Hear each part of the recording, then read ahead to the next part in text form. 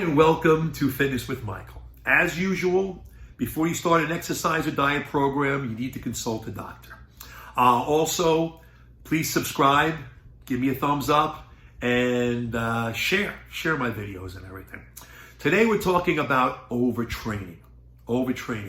How did you get your workout to begin with? Whatever you're doing, how did you get it?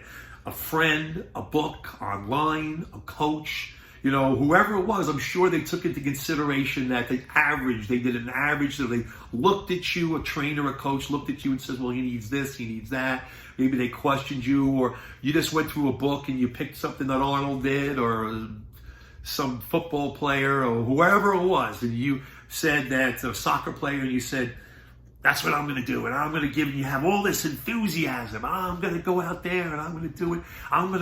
They said do 10 sets, I'm going to do 20, The human body is not like a machine. Like I said in one of my other videos, 1 + 1 = 2, 2 + 2 = 4, 4 + 4 = 8. But like on a machine, but the human body, 4 + 4 might not equal 8. 4 + 4 might equal 6. Because you're putting too much in, the body doesn't give you back what you wanted it to give you back. It gives you back a little less. So we're going to go over some of the signs of overtraining. And remember, you could always back off. It's hard to, once you started overtraining, to heal it, to go backwards, than it is if you start smaller and build higher, okay? Like I gave this analogy in some of my videos when I used to cut hair. Someone come in and tell me, oh, they'd have long hair, they wanted to cut to, I'll cut it to around here. I purposely cut it a little less, take a little less off. This way I can always cut more off if they say, oh, you know what, that's right, that's good right there. Rather than put it back on. It's too late to put it back on. Same thing with the overtraining. You could always add, but to go backwards, so you're already overtraining, you could be getting sick at this point or whatever it is, you need to back off. It's harder to back off than it is to add on. Okay, so here's one of the first signs is fatigue, feeling flat. Now, bodybuilders will understand that what feeling flat means. It's hard to get a pump. It's hard to, your muscles don't feel full. Your legs feel heavy. This is a sign of overtraining. Also, decreased performance, which means stuff like if your agility, your endurance, your strength, your speed, all that's gotten less. If you're a soccer player, a basketball player, a power lifter, whatever it is, bodybuilder, your weights have gone down, your speed's gone down, your agility's gone down, decreased performance. The next one is mood swings. Number 3, we'll say mood swings. Being irritable, you can't concentrate, you're depressed. People are saying, oh, they're not acting like themselves. That's one of the signs there. Because overtraining affects the stress hormones, which affect your mood, which also will affect, number 4, your sleep habits and everything. You get insomnia. You won't be able to relax like you should.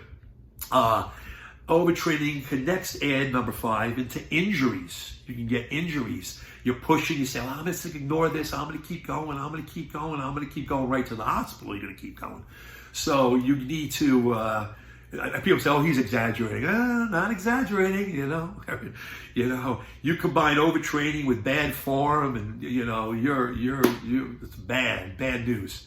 Loss of appetite, because you're number 6, loss of appetite, because you're overtraining, the stress hormones again and everything's affecting everything.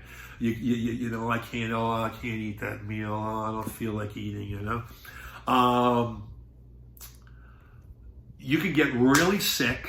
You can get really injured from overtraining. I'm going to show you another little trick. This is a little trick.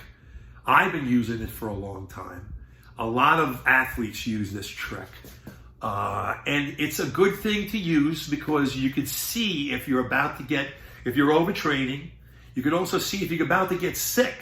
Maybe with this COVID-19 thing, I'm not saying, But if you're about to get sick, COVID-19, you're getting sick. If you're about to get sick, this is going to be a sign before all the rest of the signs. And it's called your AM pulse rate. What you do is every morning, when you wake up, you're still in bed. I do it when I'm still in bed. You're still in bed. I get my cell phone out for the stopwatch, and for 20 seconds, I take my pulse. I take my pulse for 20 seconds, whatever it is. Say it's 20 for 20 seconds, and then you times it by 3, and then you get your AM pulse rate, 1 minute pulse rate for that day. So that would be 60. Mine consistently at this age, at 60 years old, consistently is 51 every morning. 51 beats per minute. 51 beats per minute. Now, if it goes up 2-3 beats per minute, it really not that much to be alarmed about. It starts going up 6, 7, 8. There's your warning sign. That's it. If you're doing 60 beats per minute, and now all of a sudden you're doing 68 beats per minute, that's when you start taking an evaluation of everything. You're saying, okay, well, maybe I'm overtraining here. Maybe I need to back off. So first thing I would do is, am I getting any of the other signs? Am I feeling fatigue? Is my strength going down? My appetite? Maybe I'm feeling a little moody. Am I having problems sleeping? All the other things I mentioned. It's an evaluation. When that beat starts going up 8 beats per minute, everybody's like, oh, another thing for me to do. Yes, it's another thing for you to do. If you want to be the best, if you want to achieve your dreams, goals, all that stuff, you got to make sacrifices. This is easy. First thing in the morning, you wake up, oh, okay. Oh, let me get my phone. And probably a lot of you grab your phone already anyway when you wake up. Put the stopwatch on, take your pulse. If you don't know how to take your pulse, you can put your finger, not your thumb, your fingers right here, in that, between those tendons right there. You can do it in here, underneath your thing. Some people have Fitbits and things that they can use for their pulse rate also. Practice. You'll learn to take your pulse. You'll feel your pulse in here. You'll feel your pulse in here. Don't use your thumb. Use your fingers. And you'll see. And this is an easy way of finding out. Before you go through all the other heartaches and headaches, before you get in everything else, back off a little bit. If your pulse rate's going up 6 to 8 beats per minute, we'll say 7, 8 beats per minute, and you don't have any of the other symptoms, I would back off a little bit. I back off. I'm doing something wrong. I'm doing too many sets. Back off the sets. So let's say today's a chest day and you're doing 16 sets for chest.